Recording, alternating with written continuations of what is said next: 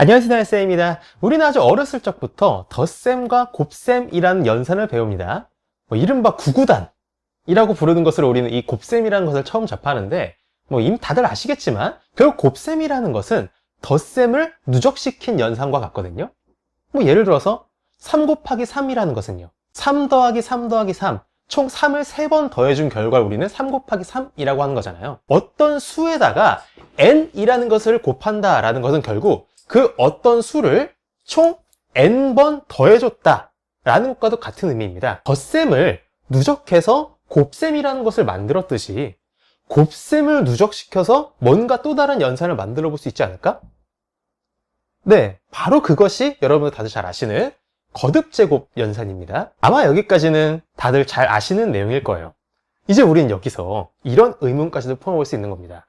덧셈을 누적해서 곱셈을 만들었고 곱셈을 누적해서 거듭제곱을 만들었듯이, 그럼 우리가 이 거듭제곱을 누적해서 또 다른 어떤 연산이라는 걸 만들어 볼 수도 있지 않을까? 그게 바로 뭐냐? 바로 테트레이션이라고 부르는 연산이에요.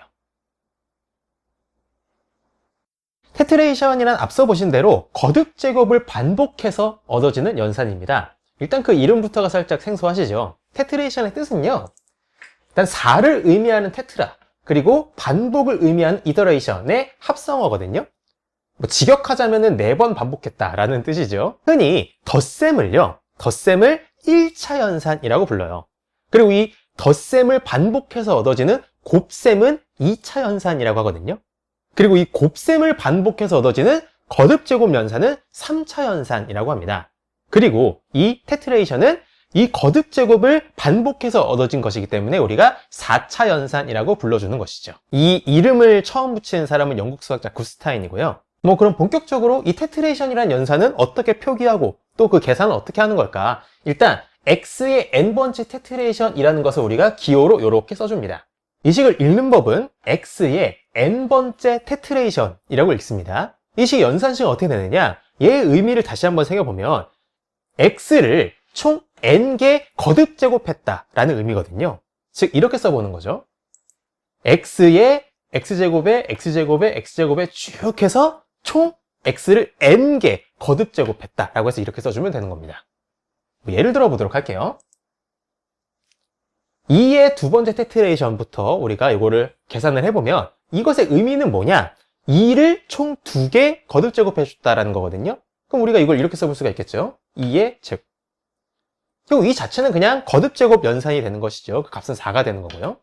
이제 2의 세 번째 테트레이션부터 조금씩 달라지는 거죠. 얘는 우리가 어떻게 써볼 수 있느냐? 이렇게 써볼 수가 있는 겁니다. 2의 제곱에 2의 제곱.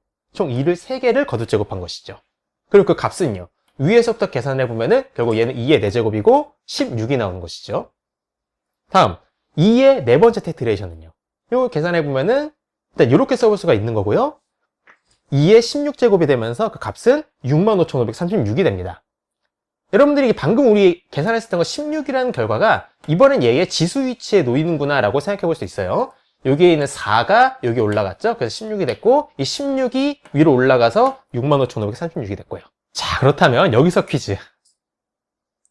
2의 다섯 번째 테트레이션 값은 몇이 될까요?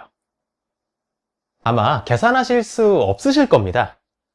이 2의 다섯 번째 테트레이션은요, 우리가 방금 계산했었던 2의 네 번째 테트레이션인 65,536이 이번에는 2의 지수 위치에 올라가게 되거든요. 우리 방금 요 65,536이라는 수가 2의 몇 거듭제곱이었죠? 이게 2의 16거듭제곱이거든요. 2의 16제곱. 그럼 여기에다가 2를 한 번 더 곱해주면 그 값은 2의 17제곱이에요. 또 2를 곱해주면 2의 18제곱이고요. 또 2를 곱해주면 2의 19제곱, 그 다음 2의 20제곱, 2의 21제곱, 2의 22제곱, 그렇게 해서 언제까지? 2의 65,536제곱까지. 여러분들께서 이 수가 어느 정도 큰 수인지를 머리로 이렇게 그려보시려고 하면은 멀미가 나실 겁니다. 약간 인지부조화의 상태가 되거든요, 실제로. 분명 눈으로는 뭔 식인지가 보이고 이게 무슨 의미인지는 알겠는데 도저히 상상이 안 되고 머릿속에 그려지지 않는 큰 수다 보니까 이걸 실제로 계산을 해보면요, 몇 자릿수가 나오냐면 19,729자릿수가 나옵니다. 자릿수가 19,729자리요. 우리가 흔히 큰 수라고 말하는 1억 1억이 몇 자리 수냐면 9자리 숫자거든요. 1 뒤에 0이 8개 붙으니까 9자리 수인 거죠. 1조가 13자리 수고요. 1경이 17자리 수인 거잖아요. 얘는 몇 자리 수다? 19,729자리 수다. 그러니까 왜 여러분들이 살면서 단 한 번도 이 테트레이션이라는 연산을 볼 수 없었느냐.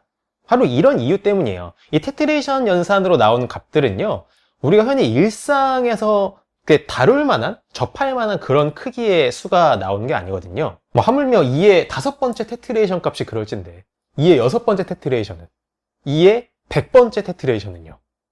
뭐 아마 그런 생각을 하시는 분들이 계실지도 모르겠습니다. 이 테트레이션이라는 연산을 수학자들이 호기심으로 만들긴 했지만, 야, 이거 연산 사실 되게 무쓸모한 거 아닐까라고요.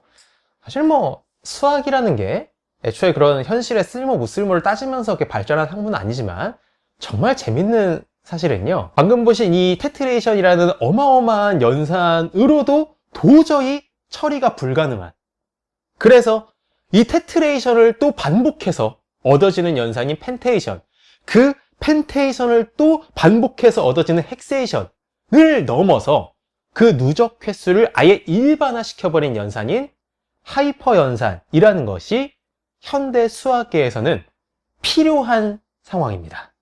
그건 또 뭔 소리냐? 다음 챕터에서 이어가 보도록 하죠. 이 연산의 반복 횟수를 일반화시킨 하이퍼 연산이라는 이 개념은 1914년도에 수학자 알베르트 베네트에 의해서 처음으로 등장하게 됩니다. 이 하이퍼 연산을 표기하는 방법은 상당히 다양한데, 그중 가장 대표적인 방법이라고 한다면 1976년도에 수학자 도널드 커누스가 발표한 윗 화살표 표기법이에요. 그게 뭐냐? 예시로서 바로 설명해 드리도록 할게요. 일단 화살표가 1개짜리인 이 연산은요, x를 총 n개 반복해서 곱해줬다라는 의미입니다. 이렇게요. 즉, 이 자체는 사실상 거듭제곱의 의미인 것이죠. 다음으로 화살표 2개짜리인 연산은요, 이번에는 x를 총 n개, 방금 봤던 이 화살표 하나짜리 연산을 반복해줬다라는 의미예요. 보시다시피 이렇게요. 근데 우리 방금 화살표 1개짜리 연산이 뭐였냐면은 거듭제곱이었거든요. 그렇죠? 그렇다면 이 화살표 2개짜리 연산은 사실상 뭐가 되느냐? 거듭제곱을 반복한 것이기 때문에 이것은 우리가 방금 봤었던 테트레이션 연산을 의미하게 되는 것이죠.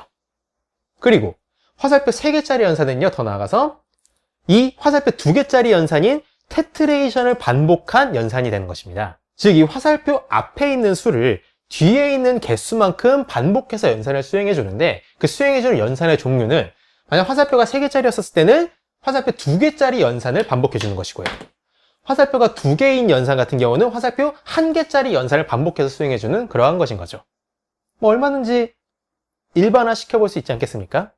다만 이 화살표의 개수가 너무 많아지게 되면 그거를 이제 일일이 매번 다 표기하는 것도 번거롭고 읽기도 별로 안 좋으니까 어떻게 이제 표기를 하냐면, 이 화살표의 개수에 해당하는 요 수를 우리가 화살표 위에 지수 자리에다가 올려줘서 이렇게 표기를 해주는 겁니다.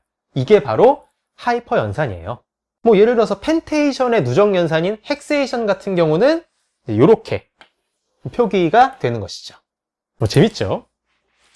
근데 뭐 단순히 재미를 넘어서 제가 아까 그런 말씀 드렸었죠. 이 하이퍼 연산은 오늘날 수학계에서는 실제로 필요한 연산이기도 하다고요.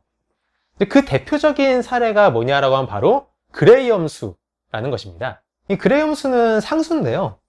오늘은 이게 메인 주제는 아니기 때문에 이게 어떻게 해서 나온 수인지, 그 의미가 무엇인지 등등에 대해서는 스킵을 하겠지만, 아무튼 엄청나게 큰 수입니다. 이 그레이엄 수를 쓰기 위해서 우리가 방금 봤던 하이퍼 연산을 이용해서 또 새로운 기호를 정의할 필요가 있는데요. 우선 G1이라는 기호의 정의를 보면 다음과 같습니다. 요 앞에 G라는 것은 수학자 그레이엄의 앞글자 G를 따온 거고요. 즉, 이 G1이라는 것은 3의 세 번째 헥세이션 값인 것이죠. 뭐 이 3의 세 번째 헥세이션 값이 얼마냐라는 걸 이렇게 적진 않을게요. 적을 수도 없고요. G2의 정의도 보면요, G2는 뭐냐면 마찬가지로 3의 세 번째 하이퍼 연산인데, 그 하이퍼 연산의 종류는요, 화살표 개수가 방금 정의했었던 G1개만큼 있는 연산입니다. 뭐 그러니까 우리 방금 이 화살표 개수가 단 하나만 더 늘어나도 얼마나 그 수가 뻥튀기가 되는지를 살짝 봤는데, 얘는 화살표 개수가 몇 개다? 방금 정했던 이 상상하기도 힘든 어마어마한 수만큼 화살표가 있는 연산이다라는 거죠. 상상하려고 해도 안 되는 게 정상입니다. 이쯤 되면 이제 직관적인 이해는 일찌감치 포기하고 이런 수식의 정의 그리고 논리로서 접근하는 게 맞아요. 이거 직관적으로 이해하려고 진지하게 시도하면 여러분 아까 말씀대로 정말로 멀미가 납니다. 이거 안 되거든요. 아무튼 마찬가지로 우리는 G3도 정의해 볼 수 있겠죠. G3는 마찬가지 3의 세 번째 하이퍼 연산인데 그 연산 종류는 무엇이다? 방금 정의했던 이 G2 개수만큼 화살표가 있는 그러한 연산이다. 그래서 대체 그레이 함수가 뭐길래 이런 이제 기호들을 지금 정의하고 있느냐라고 하면 지금 이 패턴이 어느 정도 눈에 보이시잖아요. 마찬가지로 우리가 계속 이 G의 인덱스를 늘려나갈 수가 있겠죠. 그래서 그레이 함수는 뭐냐면요. 이렇게 인덱스를 늘려나갔었을 때 G의 64번째 수. 이것이 바로 그레이 함수입니다. 여러분들 플랑크 길이라는 개념 아시죠? 우리가 보통 공간이라고 부르는 개념이 더 이상 존재할 수 없는 그러한 크기, 그걸 우리가 이제 플랑크 길이라고 하잖아요. 그 플랑크 길이로 글씨를 썼을 때 이 그레이 함수를 쓰면은요, 그 길이가 이 전 우주의 직경보다도 압도적으로 커지게 됩니다. 우주 뚫고 나갑니다. 전 우주에 존재하는 모든 원자의 개수보다도 이게 압도적으로 커요. 아무튼 말씀드리려고 하는 건 뭐냐면, 만약 우리 하이퍼 연산 같은 이런 연산 체계가 없었더라면 이런 그레이 함수 같은 것을 과연 제대로 처리할 수 있었겠냐는 거죠. 그러니까 어떤 큰 수를 표기하는 방법이 만약 거듭제곱 수준에서만 머물러 있었더라면, 그레이 함수를 거듭제곱으로 표기를 쓰잖아요. 종이에다 쓴다 했었을 때 그 종이가 지구를 덮는 수준이 아니라 우주를 다 채우고도 뚫고 나갑니다. 자, 오늘은 거듭제곱이라는 연산을 누적해서 얻은 테트레이션부터 시작해서 이 누적 횟수를 일반화시킨 개념인 하이퍼 연산까지 알아봤는데요. 어쩌록 재밌고 흥미로운 시간이 되셨는지요? 물론 서론에서 말씀드린 것처럼 우리가 일상을 살아가는 데 있어서는 사실 거듭제곱 연산만으로도 충분합니다. 물론 제가 아까 그레이 함수 같은 사례를 말씀드리긴 했지만 그레이 함수가 등장한 것은 1970년대고요. 이 하이퍼 연산이 처음 발표된 1914년대, 그 당시에는 적어도 뭐 필요성이 있었던 시기가 아니죠. 뭐 이 하이퍼 연산이 만들어지고 나서 꽤 오랜 시간 동안 뭐 사실상 무쓸모였다라고 봐도 뭐 무방하고요. 그럼 대체 왜 수학자들은 그러한 연산 체계를 만들고 또 다양한 그런 표기법들도 만들었느냐? 제가 강조드리고 싶은 대답은 하고 싶었으니까 예요. 재밌을 것 같으니까. 덧셈을 초월한 연산이 곱셈, 이 곱셈을 초월한 연산이 거듭제곱, 이 거듭제곱을 초월한 연산 체계를 한번 만들어보고 싶은 그 지적 호기심, 그 흥미.